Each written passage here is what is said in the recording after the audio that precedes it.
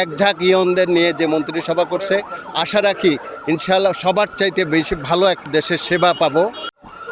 আমাদের যে সাবাস বাংলাদেশ, তার প্রথম পর্ব দেখছেন যে আমাদের ইয়ং পর্ব দিয়ে এবং পুরানো নতুন বয়স্ক এবং নতুন দিয়ে আমাদের এই পুরানো মন্ত্রী। আশা রাখি ইনশাল্লাহ যে আমাদের যে রাষ্ট্রনায়ক, আমাদের প্রধানমন্ত্রী যে তারেক রহমান সাহেব যে উপহার দিছে মন্ত্রিসভা, সেটা আমরা দেখতে পাচ্ছি যে আমরা যে ইয়ংদের এক ঝাঁক ইয়নদের নিয়ে যে মন্ত্রিসভা করছে, আশা রাখি ইনশাআল্লাহ সবার চাইতে বেশি ভালো একটা এখানে আমরা পাবো, দেশের সেবা পাবো এবং দেশের যে আমরা যেটা চাচ্ছি দুর্নীতিগ্রস্ত, এবং সেইভাবে আমরা আমাদের এই যে চেয়ারম্যান, আমাদের এখন প্রধানমন্ত্রী ভাবির আজকে থেকে যে প্রধানমন্ত্রী, সে যে এক ঝাঁক যে মন্ত্রী পরিষদ দিছে সেটা সুন্দর। এই মন্ত্রী পরিষদ দিয়ে আমরা আশা রাখি দেশে আগায় নিতে পারবে, উন্নয়ন করতে হবে, দুর্নীতিগ্রস্ত মুক্তি হবে, সন্ত্রাস বিরুদ্ধ চাঁদাবাজি একটা সমাজ করতে পারবে এই বাংলাদেশে।